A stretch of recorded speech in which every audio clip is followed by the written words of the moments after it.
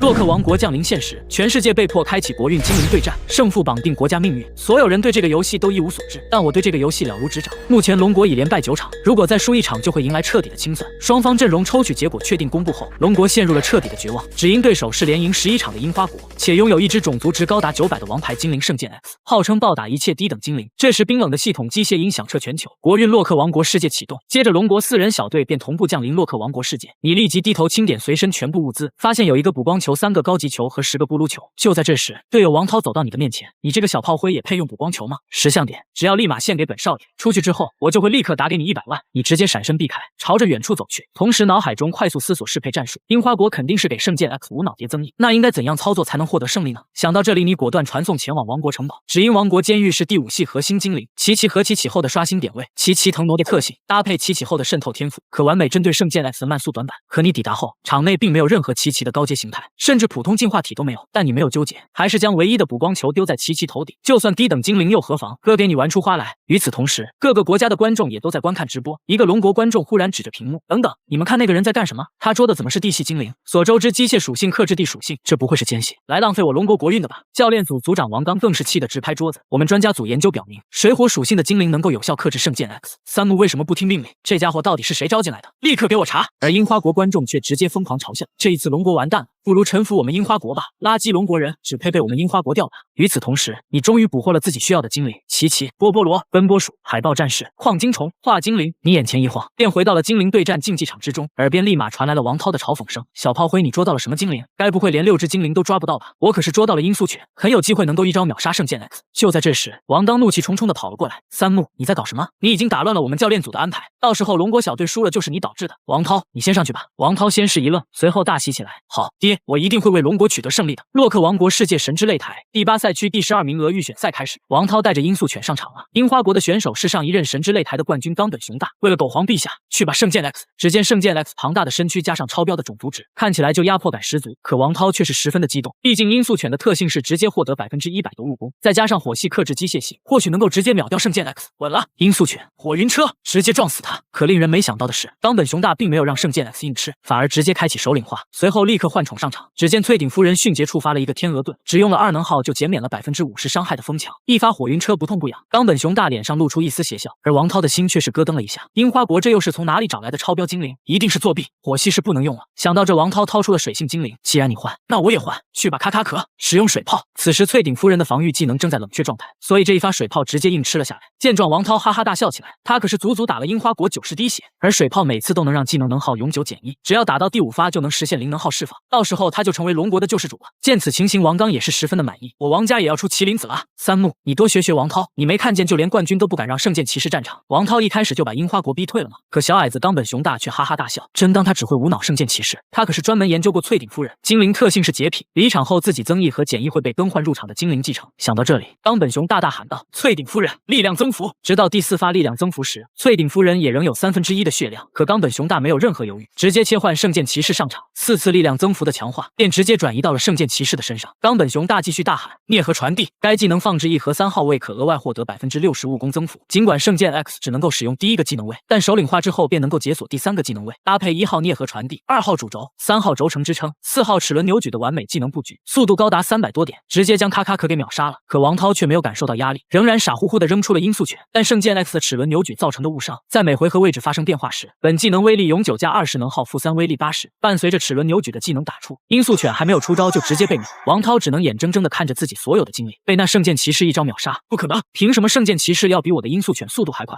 一定是挂！王涛面色发白，无能狂怒：“三木，这都是你的错，你气笑了，何以为啊？自己菜逼还要怪我？我来！”你没有搭理他，而是直接走进竞技场之中。见此情形，冈本雄大笑得很是猖狂：“怎么又是一个毛头小子？你们那个所谓的被龙国寄以厚望的人呢？是不是怕了？龙国人，如果你们向我跪地求饶的话，我或许能够温柔一些。”话毕，他便抛出了翠顶夫人，而你没有丝毫犹豫，直接选择抛出奇奇。整个龙国一片哗然。不是哥们，人家都明牌告诉你首发宠物了，你上一个攻击力强大的精灵，直接干死他不就行了？你上个初始形态的垃圾宠物是几个意思啊？三木是谁拉上来的一头猪？这是假赛吧？见状，冈本雄大也笑了，然后直接直接指挥淬鼎夫人力量增幅。然而你操作了奇奇愿力冲击，能够释放出副属性的愿力冲击，因为不吃本体属性的克制修正，所以和属性克制无关。愿力冲击，这又是什么？冈本雄大微微皱眉，只见淬鼎夫人身上出现抵抗2个大字，随后造成的伤害还不足1/5。冈本雄大差点没有笑出声来。愚蠢的龙国人，都告诉你我的出招顺序你都赢不了，你是真不知道属性克制表吗？可伴随着奇奇身上绽放的一阵光芒，众人直接看傻了，这又是什么东西？进化之光，洛世界还有这种机制？冈本依旧指挥淬鼎夫人使用力量增幅，想要叠构层数直接切换圣剑骑士，而你选择切换为矿金虫。蓄势待发，蓄势待发技能是自己获得一层蓄势印记，能耗-4。蓄势印记是印记效果全攻击技能威力30%且能耗+1。印记切换精灵的时候，新入场的精灵能够继承印记效果。而冈本雄大看着你反常理的操作，表示十分不理解。矿金虫都来了，以为我只会强化是吧？真是不把世界冠军放在眼里，简直岂有此理！他看着叠加了2次力量增效的淬鼎夫人，立即决定再进行2次力量增效，还至于切换什么圣剑骑士吗？到了斩杀线就直接开始推，想到这冈本立马开口喊出了力量增幅。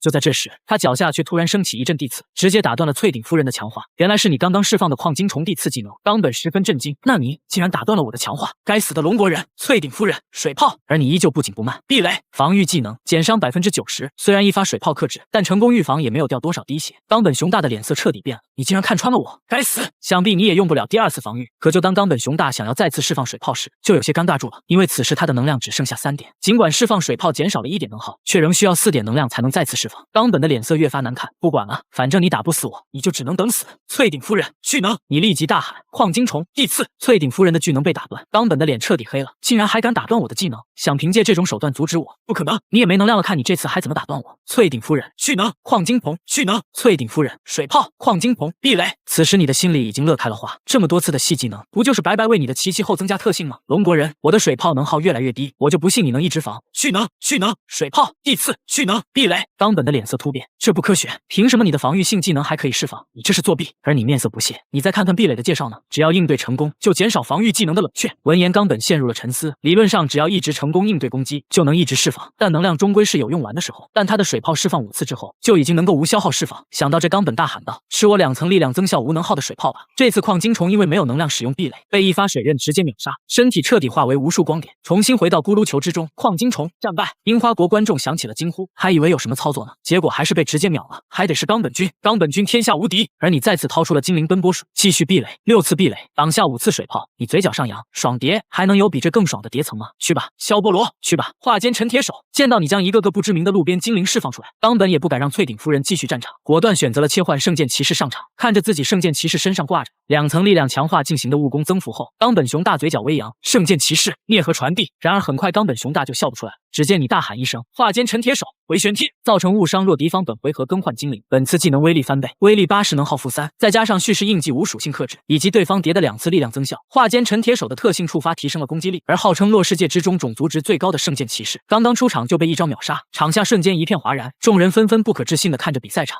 这对吗？樱花国的王牌竟然被秒了，我不是看错了吧？我怎么感觉我少看了东西？卧槽，无敌了！圣剑骑士被秒了，音速犬都做不到吧？这是什么精灵？那个铁片多了2个拳头就能秒杀圣剑骑士，圣剑骑士战败！冈本雄大咆哮了出来，卑鄙的龙国人，这绝对不可能！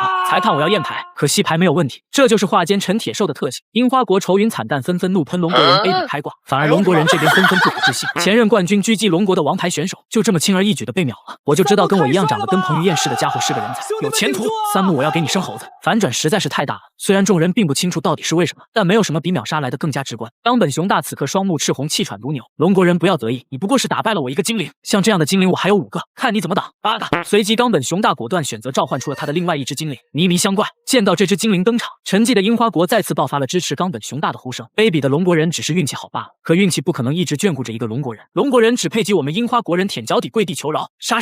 我最讨厌事后装逼。三木无语了，你们樱花国纯看数值选精灵呗，这完全就是见都没见过的真正的路边一条呀！纵使有着782的种族值，可若是被击杀就能为敌方获得攻防20%，纯自敌啊！三木收回化间陈铁兽，选择召唤出来一开始成功应对攻击的奇奇后，同时底下的层数被动已经来到了足惊人的22层。冈本雄大见三木换了精灵，顿时就联想到了那只铁片精灵。卑鄙的龙国人，我已经看穿你了，是不是因为那只铁片精灵的特性，对增益的精灵能够提供更高的伤害，不然绝对不会秒杀到了我的圣剑骑士。此话一出，一片哗然，所有人都没有想到这一点，也就冈本雄大凭借着这么短的时间就全部分析出来，不愧是世界冠军，就连龙国人都不由得而将目光光放在了他的身上，只有一个念头：此人不除必有大患。冈本雄大双手叉腰，似乎是觉得自己看破了三木，只要我不叠增益，你就绝对秒不了我，不然你也不会将那只铁片精灵召唤回去。我早已经将你的一切看穿，受死吧！迷迷相怪，离子震荡。冈本雄大自信指挥，离子震荡，只需要3点能耗就能够造成90点的魔攻。最主要的是，只要本技能位于3号技能位时，就能提高40点的威力，3能耗130威力。试问哪个技能能够做到？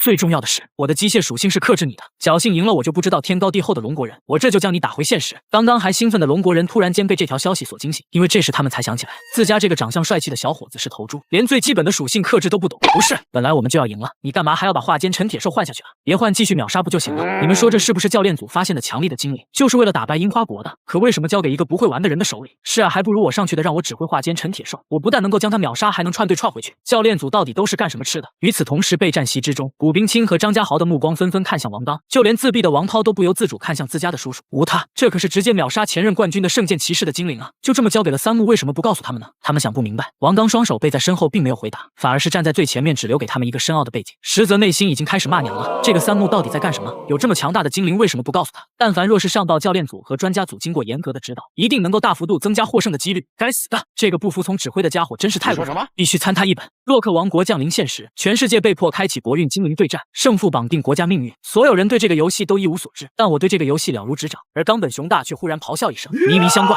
离子震荡，碾碎它！”只见机械能量在迷迷相怪周身汇聚，发出了刺耳的嗡鸣，一道威力惊人的能量震荡波撕裂空气，直扑场上的七起后。机械属性克制，冈本雄大不信这一击秒不了七起后。此刻樱花国观众已经提前开始欢呼，而龙国观众却痛苦地闭上了眼睛，不敢接受现实。教练席上的王刚脸色铁青，拳头捏得死紧。当然，他也不是希望三木能够获胜，只是有一种白白浪费精灵的感觉。这要是交给自己的侄子来用，恐怕成为龙国大英雄简简单单。真是该死的三木啊！结束了，冈本雄大志得意满，七起后完了。可当烟尘稍稍散去，所有人都如同被施了定身咒一般僵在了原地。冈本雄大的表情也十分震惊。只见离子震荡打在七起后的身上，只打出了个位数的伤害。我是不是眼睛坏了？不说能够打出条形码，也得是手记尾号，再不计2位数也行啊。个位数是几个意思？而七起后依旧稳稳地站在场地中央，冈本雄大眼珠子都快瞪出来，他失声尖叫：“不可能！离子震荡130威力，还属性克制，你怎么可能毫发无伤？作弊一定是作弊！”看台上死寂一片，随即更大的哗然如同海啸般爆发，挡住了，毫发无伤！我的天，那是什么防御力？这到底是为什么？他也没释放防御啊？难道他真开了？不理解大不理解。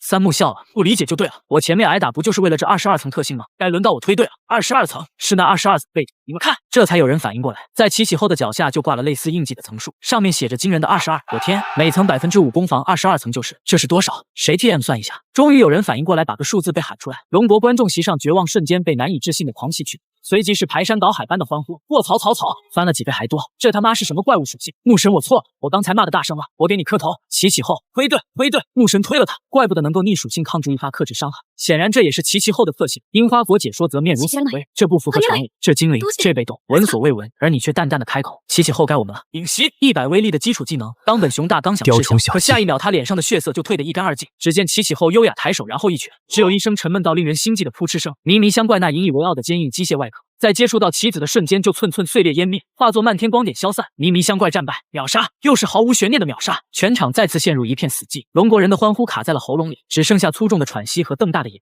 樱花国人脸上的得意和嘲讽彻底凝固，只剩下无边的恐惧和茫然。冈本雄大如遭雷击踉跄，这不可能，嘴唇哆嗦着一个字也说不出来。不可能！我的迷迷相怪。冈本雄大脑中一片空白，世界观仿佛都在崩塌。他现在才真正理解三木换下化奸陈铁兽的原因。化奸陈铁兽秒人需要对方有增益，而齐起后只要自己叠够了被动，就是一台纯粹的无视一切、碾碎一切的战争机器。可他到底是怎么叠的啊？不在场上都能叠层。而三木的声音依旧平淡。下一个。闻言，冈本雄大浑身一激灵，他惊恐地看着场中那个散发着恐怖气息的齐起后，又看了看自己剩下的咕噜球，一股寒意从脚底直冲天灵盖。圣剑骑士和迷迷相怪皆被秒杀，自己还有什么精灵能够抗住？难道他这个无敌的世界冠军今天就要栽在这里了？卑鄙的龙国人，你以为这样就能赢吗？我还有精灵，我可是冠军，怎么可能会输给一个默默无闻的人？去吧，雪巨人！迷迷相怪打不死他，可他还有攻击力巨高的雪巨人，就算叠了这么多层又如何？我不信你真能无敌。可冈本雄大忘记了雪巨人特性结晶水，初始能量为0，入场前己方精灵每放1次冰系技能回复3能量，而在这之前他可是从没有释放过冰属性技能，登场就是0能量，你毫不犹豫地开喷了起来。要我说，你们小矮子才都是废物，连我一个普普通通的龙国人都打不过，纯菜！回去玩泥巴去吧，连自己精灵的特性都不了解就直接放了出来，什么水货！齐起后影袭，但凡不是时间有限找不到合适的精灵，就你这个游戏理解，随随便便就能给小日子窜对了。铺垫了这么久的齐起后，可是谁也过不去的一道坎。冈本君怎么头昏了？都把没能量的雪巨人放了出来，什么鬼？闭嘴！冈本君一定是有他的想法。龙国人蹦跶不了多久，冈本雄大死死的攥着手，突然松开了。只要拖到他能量耗尽，就是自己的机会。释放一个兵系技能给雪巨人充能，凭借着雪巨人的高攻数值，一拳属性克制未尝不可获胜。于是他果断选择了切换翠顶夫人，想要凭借迅捷风墙抗住这一击。可他忘了自己的翠顶夫人早就没有了能量，换上去迅捷风墙并没有展开，又是被齐起后轻而易举的斩杀。翠顶夫人战败。此刻冈本雄大已经损失了3只精灵，彻底没有了容错率。可令人没想大的是，冈本雄大却看到了希望，因为卑比龙国人的齐起后也就只有2点能量，显然是放不出技能来。那这就是他的机会，去吧雪巨人，巨能！你也大喊齐起后巨能，同时巨能。但很明显，雪巨人的种族值虽然高，但速度太低，限制了自身，而齐起后的速度要比雪巨人高上不少。而下一次出招是齐起后率先发起攻击，冈本雄大的汗水不断浮现在脑门，他知道这是自己最后的机会了，不就赌他发起攻击，自己防御。因为雪巨人的速度太低，他可是特意带了冰弹壳这个防御技能，能够为对方提供2层减速印记，将对方精灵的速度拉低，这样就到了属于自己的攻击回合。此刻的冈本雄大压力倍增，终究是在最后的倒计时中选择了防御冰弹壳，可你却不吃压力，齐起后跺地，莽就完事了。都已经叠了22层，还用在乎别的？只要你别搁着逃出来的狼王就行了。不出意外，跺地成功被冰弹壳挡了下来，再加上雪巨人的高防，仅仅打出了2位数的伤害，冈本雄大顿时松了一口气。8个成功了，龙国人还是我赌赢了，冠军就是冠军，你输了。龙国的垃圾竟然还想要翻盘，去向天皇忏悔吧。看着齐起后身上的蓄势印记被2层减速印记顶掉，冈本雄大瞬间大笑出来。这一次你的速度可是没我快，蓄势印记也被顶掉了，你还怎么和我玩？你恐怕是不知道雪巨人的伤害吧？更何况这还是属性克制，龙国人等死吧！而见到冈本雄大绝地大翻盘，樱花国爆发出了山崩海啸般的狂呼，废物就是废物，给你机会也不中用。龙国病夫还想妄图战胜天皇眷顾的战士认输吧？龙国有句古话叫做识时务者为俊杰，你们注定失败投降吧！樱花国举国欢庆，冠军终究是不负众望，成功狙击龙国。明明胜利就在眼前，只要再打死一只精灵，胜利就是我们龙国的。三木在干什么？太蠢了！难道就猜不出那小矮子一定会防御的吗？这下好了，大好的机会就这样葬送了。龙国上下哀怨连连。此时此刻，教练组和专家组一脸愁云，除了总教练王刚之外，几乎每一个人的脸色都十分的难看，就差一招就能够打破樱花国的不败金身了，太可惜了。是啊，齐起后都已经无敌了，可奈冈本雄大可是冠军，自然会有着反制手段。而总教练王刚却皱着眉头开口道：“三木还是太年轻了，他赢下比赛才真的夸张吧？一个刚刚加入龙国小队的新人，就能够将冠军逼到这个地步，已经足够了吧？起码让我们知道了冠军的底细，可以放迅捷风墙的翠顶夫人，还能够将自身强化传递给队友。我们的选手也可以安排一个这样的精灵。圣剑骑士迷迷相怪雪巨人已经逼出了冈本雄大的4只精灵，现在我们应该考虑的是该如何获得胜利。我建议申请用国运值来兑换一次重新进入洛克王国世界捕捉精灵的机会。”此话一出，整个教练组和专家组都震惊了，纷纷不可置信地看向王刚。王教练，你在说什么？那可是一次进入洛克王国世界捕捉精灵的次数啊！要知道现在可是已经开启了竞技，理论上来讲，已经无法再进入到洛克王国世界之中捕捉精灵，不然打完一场为了搞针对去捕捉克制的精灵，太过影响平衡。可惜在这里，国运值是万能的，有着足够的国运值就可以为所欲为。可如今已经开启了比赛，再次兑换前往洛克王国世界进行捕捉精灵的次数，消耗的国运值可以说是一笔天文数字。甚至若是这一次进入不到神之擂台，在下一次的预选赛时，他们龙国甚至给参赛队员的咕噜球的国运值都没有了。到那时失去了所有国运值，只会是他国任由宰割的龙国。而王刚却一意孤行开口，这是一场豪赌，可我们已经没有办法了。这一次龙国若是被樱花国成功狙击，进入不到神之擂台，我们龙国何尝不是废了？我们必须要赌一把了，这次是真的有希望。他信誓旦旦继续补充，你们看，一个新人用这几只精灵就差点打败了樱花国的冠军，若是将这些精灵交给张家豪，岂不是早就拿下了？所以只要让张家豪去捕捉齐起后化奸陈铁兽，樱花国就再也阻挡不了我们，甚至都能够用这个阵容拿下神之擂台的冠军。提到冠军，在场的所有人的呼吸都急促了起来。若是之前说龙国夺冠了，他们只能会说这个人是不是脑残，可现在看到三木的这几只能够一击必杀的超标精灵，龙国真的有希望了，所以龙国真的能夺冠。众人的心思瞬间活跃了起来，就连王刚都不由得轻哼了起来。虽然不是自己的儿子，但好在自己是总教练，龙国真要是夺冠了，那么自己势必会成为那个最大的功臣。王刚不由得自言自语，所以三木的精灵是谁安排的？众人顿时间面面相窥视了起来，没有人说话。王刚皱了皱眉头，这么强大的精灵你们都不知道，难不成还是人家三木自己找的不成？王刚气笑了，想想都不可能，一个曾经从来都没有进入过洛克王国世界的新人，怎么可能会知道这么强大的精灵信息？一定是哪个教练组或者专家组不想要担责，偷偷传授给三木的。王刚一手拍在桌子上，信誓旦旦地开口说道：“你们不用担心问责，这么强大的精灵就应该交到有用的人的手中，我们龙国真能夺冠，到时候都会是大家的功劳。可就算王刚这样说了，终究还是没有人站出来。王刚皱了皱眉毛，什么意思？难道你们要视龙国国运于无？小七，三木的教练和专家是谁？也就是这个时候，一个男子终于弱弱的站了出来，推了推眼睛道：王教练，我们制定的精灵策略完全不是三木现在所选择的精灵，我们安排的都是水火双属性的精灵啊。三木他并没有听从安排，而且三木手中的那几只精灵，齐起后和华坚陈铁兽都不在我们的数据库之中，很显然是三木他自己发现的精灵。王刚的心情更不好了，这么强大的精灵是三木自己发现的，好，这小子还真是走狗屎运了。等一会他输了，立刻把他喊过来，让他将齐起后和华坚陈铁兽的信息交给张家豪，让他赶紧前往洛克王国世界之中捕捉这2只精灵，不只是要兑换捕捉精灵的次数，还要用国运值来兑换国王球，这样我们龙国才会真的能够夺冠。可以说王刚看到了夺冠的希望，果断选择了豪赌。至于会不会赌输了，就连三木这个新人都能凭借着超标精灵险胜樱花国冠军，他们龙国的王牌张家豪可能能够获得胜利。到时候我让古冰清尽可能的去拖时间，教练组和专家组都没有反对王刚，虽然觉得冒险，但这一次真要是被樱花国挡在预选赛之中，那么仅剩的龙国国运值作用也没有那么大了。而这时三木的声音又响起了：齐起后落地。你想不明白冈本雄大是怎么能够笑出来的？而冈本雄大却嚣张的说道：不要提前开香槟，你有能量吗？你就打，连最基本的特性都搞不懂吗？但很快他就笑不出来了，因为此刻的冈本雄大才发现自己点了一个3能量的冰蛋壳，导致自己仅剩下了2点能量，可以说给他挂了减速印记，速度比自己慢。可他没有能量啊，他的脸一下子就变得惨白了起来。等等，龙国人，我放错技能了，住手！我命令你住手，明白吗？我是冠军！冈本雄大怒吼着，可终究是抵挡不住齐起后的攻击，一发跺地袭来，轰的一声，雪巨人的血量瞬间被清空，雪巨人淘汰，樱花国战败。与此同时，在齐起后打掉雪巨人最后一滴血时，耳边立马传来了播报：龙国选手三木战胜樱花国选手冈本雄大，获得称号以下犯上，奖励3000国运值。龙国直播弹幕瞬间就被三木牛逼这4个字罢了。我的天，就连冠军队当成路边一条给踹了，又是最有希望的一届，懂吗？龙国教练组和专家组全都一脸懵逼，他一旁的助理弱弱的问了一句：王教练，现在该怎么办？而此刻你却收拾了收拾衣领，对着樱花国方向竖起向下的大拇哥。下一个，樱花国观众瞬间炸。巴克雅洛，龙国人不要太嚣张，冈本君只是让着你们，这是在给我们樱花国其他选手一个机会。可当冈本雄大灰头土脸的回到作战会议室，樱花国教练组却谁都没有开口。半晌后，还是总教练开口问道：冈本君，那个叫做三木的到底是怎么回事？可冈本雄大张了张嘴后，仍然什么话都没说出来。就在这时，樱花小队之中一个娘炮主动站了出来：教练，还是让我的重队上吧。那个小家伙克制强化队很有一套，他的小心肝一定很好吃。接着金井勇人便扭着腰走到冈本雄大身后，拍了一下他的屁股，邪魅笑道：放心哦，宝贝，我会替你打回来的。龙国人终究还是纸脑斧。龙国选择更换成员，张家豪对战金井勇人，观众席瞬间炸。怎么突然给换了？发生了什么？我要看牧神！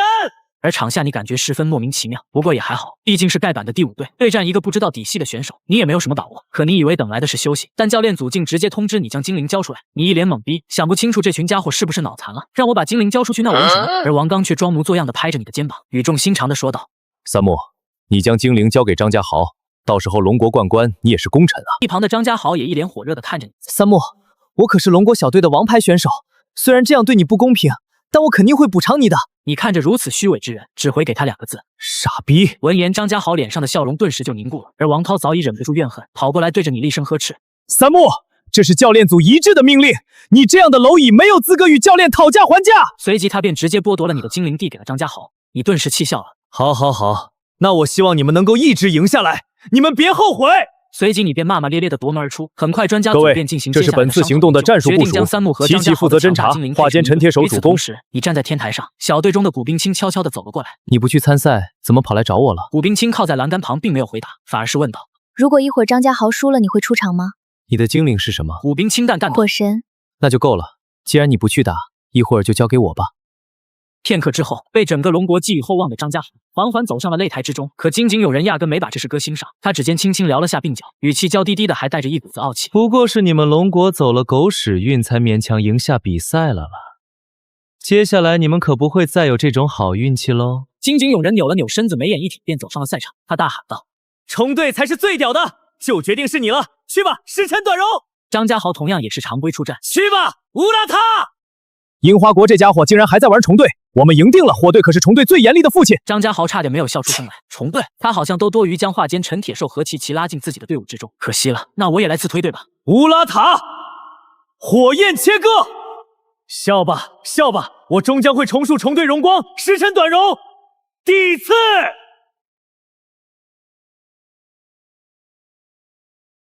因为时辰短容的速度要比乌拉塔要快，地属性又克制火属性，一发的刺竟然直接将乌拉塔打成残血，而火焰切割打在时辰短容的身上，竟然没有造成克制。张家豪顿时就笑不出来。这不可能！你的虫子为什么不会被我的火克制？凭什么？这可是人家特意精心养出来的秘密宝贝呢！你真当我的小虫虫会一辈子被火属性死死压住吗？见识浅短的家伙，我的时辰短容才不只是单单虫属性而已哦！时辰短容，第次终结他也没有太过纠结叠凤线，直接连点刺凤线，虫队专属全队 buff， 强化己方精灵技能啃咬和虫群，威力凤线啃咬虫群威力加20，能耗凤线释放技能能耗减2，中毒凤线攻击命中给对手附加2层中毒，连击凤线攻击连击次数加1，吸血凤线技能命中获得10%吸血。张家豪自然不想硬吃，这可是他的王牌，可他的精灵都是火属性，换上谁都会被克制，而化奸陈铁兽更是他要用来对付叠起来凤线的虫队。那就是你了，去吧，琪琪！一发的刺打琪琪身上，只见琪琪身上浮现了抵抗2个字。张家豪松了一口气，要是真的被一个虫队给平推了，那他的脸才是丢大。既然如此，那就进化吧，愿力冲击！然而就在张家豪正要操作时，却赫然发现他携带的并不是愿力冲击，而是首领化。因为愿力冲击一直以来都不是常用的东西，2能耗的消耗造成的伤害太低，只有应对成功才能造成更高的伤害，还只能释放2次，远不如首领化提高精灵的种族值和特性要好，所以他并没有携带愿力冲击。张家豪心中顿时坏了，难道琪琪进化不了了？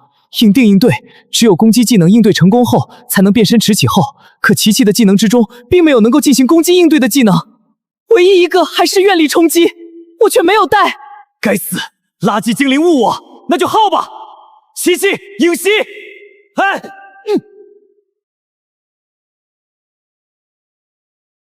而金井勇人却根本不慌。是琪琪啊，你能变得了身吗？我可要开始叠凤线了。重结阵。而龙国观众樱花国真是卑鄙啊，竟然还能掏出来克制火属性的虫子，离谱啊！谁家虫系精灵还能克制火属性？能够施展出地刺，不出意外就是地属性了，卑鄙！好在我们有着无敌之姿的琪琪后，可为什么张家豪还不让琪琪变身啊？所有人都在疑惑，只有张家豪硬着头皮继续攻击。见此情形，金井勇人咯咯的笑了，人家可是高贵的高等精灵呢，你这小东西挡下我的攻击又怎样？我的种族值要比你高，谁磨死谁还不一定呢。樱花国的观众见金井勇人并没有被当成路边踢死，瞬间松了一口气。天皇在上，原来这家伙是变不了身啊！我就说龙国人只是侥幸赢了冈本君而已，龙国就是菜。而龙国教练组的众人瞬间紧张了起来。这场比赛要是输了，他们整个教练组和专家组都要被清算。毕竟要是让三木上场，就算是输了，也不会被过多的苛责。可如今让三木下了，还是以这种十分不光彩的下了，这要被传出去，他们一个个都得完蛋。身为总教练的王刚却十分悠闲淡定。不要紧，这才刚开始啊！我打虫，优势在我。而赛场上你们2人就这么干耗着，都给人看困了。石沉短容战败，铠甲虫战败，花一蝶战败。金井勇人看了一眼自己叠加的凤线，10层连击次数加1， 8层附加中毒，3层获得10%吸血效果，9层威力增加20， 3层能耗负2。让我叠凤线，我就不信你的化奸陈铁兽能够对我的凤线也有效果。哥哥凤线可不是强化，去吧，花魁封后，首领化虫群。竟然是10连击，直接打出了一串天文数字。琪琪战败，红绒十字战败。张家豪深吸一口气，去吧，化奸陈铁兽，叠！我叫你叠，就让你看看化奸陈铁兽的实力，先发制人。女王蜂特性，没有一只虫属性精灵就能提供高额速度。张家豪知道女王蜂种族值虽然是速度垫底的那种，但由于它的特性，所以理论上来说速度高于化奸陈铁兽，而他则是有着先发制人，能够先手出招。凭借着化奸陈铁兽的特性，看我一招秒你！张家豪已经想象到自己将对方叠了半凤线的虫队一招秒杀的画面，哈哈哈！不知道会不会被打哭？我张家豪也是冠军。化奸陈铁兽果断出手，先手加1的力量直奔女王蜂而去，减32。张家豪不可置信的揉着眼睛，这对吗？开什么玩笑！你都叠了这么多层数，我为什么秒杀不了你？不可能，绝对不可能！金井勇人顿时松了一口气。这就对了，还真以为这出来的莫名的精灵是无敌的。我虫队的凤线又不算强化，虫队虽屈，但也没有必要那么屈吧？事实上，虫队不是屈，先发制人结束，那就轮到我了。去死吧，龙国人！女王蜂抬起手臂发动虫群，10次连击全是抵抗，但接连不断的虫群连击已经不是化奸陈铁兽能够阻挡。化奸陈铁兽战败，后台休息室内，王刚一拳砸在办公桌上，为什么？为什么化奸陈铁兽一招秒杀不了女王蜂？王刚双目赤红，气喘如牛。化奸陈铁兽挂了，谁能告诉我这到底是怎么一回事？一旁的助理弱弱的说道：“会不会虫队的凤线不算强化？”整个教练组和专家组瞬间都沉默。该死的三木！要不是这个混蛋提供的垃圾精灵，张家豪的火队怎么可能会输给虫队？让三木给我滚回来！王刚的脸色黑得可怕。这就是人家最强大的小虫虫，颤抖吧，龙国人！龙国选手张家豪战败，樱花国获得胜利。古清兵也没有想到张家豪会输。你还真输了啊！虫队可是号称一辈子都过不了一只火系精灵的存在，结果张家豪就这样输了。古冰清，你把火神留给我，然后你去会友那个小矮子吧。你是说让我将我的王牌火神交给你，然后我带着你的那几只精灵去打金井勇人？你还是男人吗？你要是想要让龙国赢，那就听我的命令。古冰清无语的看着你，良久后还是掏出口袋的布噜球，将火神交给了你。三木，你不要让我失望啊！龙国选手古冰清出战，可当龙国人发现走出来的并不是三木，而是一个女生。龙国观众彻底生死危机的时候，结果你不让木神上，让一个女孩挡在前面，什么意思？而古冰清掏出来的精灵更是让龙国人十分愤怒。是波罗战败，奔波鼠战败。这不是木神的精灵吗？不对，这岂不是说张家豪抢走了木神的花间陈铁兽和琪琪？教练组在搞什么？都什么时候了还在宫斗？不知道有多少人想要手刃教练，而休息室的空气几乎凝滞。王刚一直黑着哼，都是废物，赶紧让三木滚出来！要不是他，我们龙国怎么会输？必须重罚！喊你爹，我有什么事儿？活爹，这一次龙国要是输掉了比赛，可都是因为你啊！你差点没有被气笑。全怪我，这么大的锅就给我了，我还没上场呢。而王刚无所谓的，我们龙国输了，你就是罪人。万一三木真的能够赢下比赛呢？我决定以总教练的身份向樱花国认输。你有些傻眼，你想过这其中会有点黑暗，可没想到这没黑暗呀，怪不得龙国一直输呢，原来是有头猪在瞎指挥啊！王刚，我告诉你，不准投降！令人没想到的是，王刚却冷笑一声：现在知道怕了，我可是总教练，我的决定就是龙国的决定。而在竞技场中，古冰清带着一堆垃圾精灵毫无例外的输给了金井勇。龙国选手古冰清落败，系统冰冷的提示音回荡在整个竞技场的上空，全场死寂。金井勇人站在场上，笑容都快止不住，看着对面的漂亮小姑娘细细。美人，不如加入我们伟大的樱花国吧，我会好好怜爱你的。而古冰清面无表情，甚至都没看他一眼。就在准备离去的瞬间，突然间开口：等死吧！金井勇人嘲弄的笑着摇了摇头，毕竟他已经想不到自己能怎么输了。与此同时，王刚正以主教练的身份开口认输时，我们龙国认。伴随着一声你们都是王猪吗？刚脸上的镜片破碎，鲜血连这点小事都办不好！你们都是猪吗？你们甘愿就这样认输？你这种人是怎么被选上当总教练的？突然，休息室的大门被轰然打开，一个身穿军制衣服的壮汉走了进来。王教练，我们龙国就算是输，也要站着输。三木，你去比赛吧，这里有我。你迟疑的看着军装壮汉，而王刚却突然激动了起来。古署长，就是因为这个混蛋张家豪的火队才会输给虫队。古署长，我命令你快将此人拿下。而壮汉却并没有动手，而是叹了一口气。三木，你去参加比赛，这里交给我。你郑重的点了点头，然后推门而出。可刚出门没两步，只听砰的一声，是真理的声音。你愣了一下，紧接着便眼神坚定的走上了赛场。啊，怎么办？我们龙国真的要输？看，是木神登场了！木神？哟，小三木，你是来送死的吗？我好喜欢你被无情撕碎的样子，想到那个画面我就兴奋。我好喜欢你被无情撕碎的样子。你无语道：“死安们，快点开始吧！”此刻赛场上俩人同时抛出了咕噜球，就决定是你了，火神。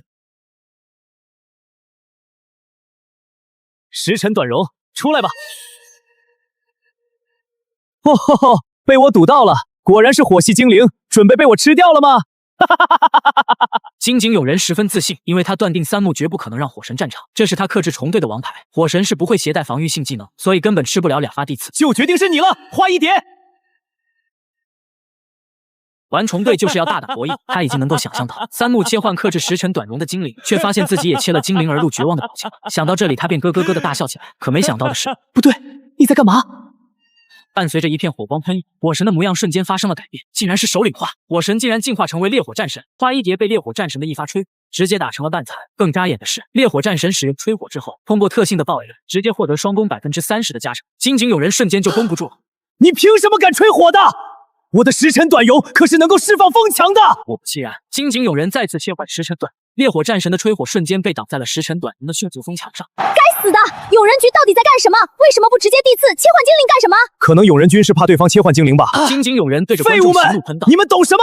火神吃不了我2发地刺，一旦失去了火神，他就是我的玩物了。我不信你还会战场，花一蝶，出来吧！”你冷吹火。火神直接一发吹火便带走了花一蝶，花一蝶战败。金井勇人差点没有晕死过去，他冲着三木咆哮：“你到底会不会玩？我的时辰短容可是克制你的火神的，你凭什么还敢让火神战场？凭什么？”你看着气急败坏的金井勇人嘲讽道：“火神3发吹火，技能永久提升了60点，再加上特性提升的3层。你问我凭什么？我火神还怕你个虫队？你这区队恐怕要让我的火神推队了呀！”金井勇人接受不了：“凭什么？凭什么？愚蠢的龙国人！”难道你不知道一发地刺就能够打你的火神半血多吗？时辰短容，地刺。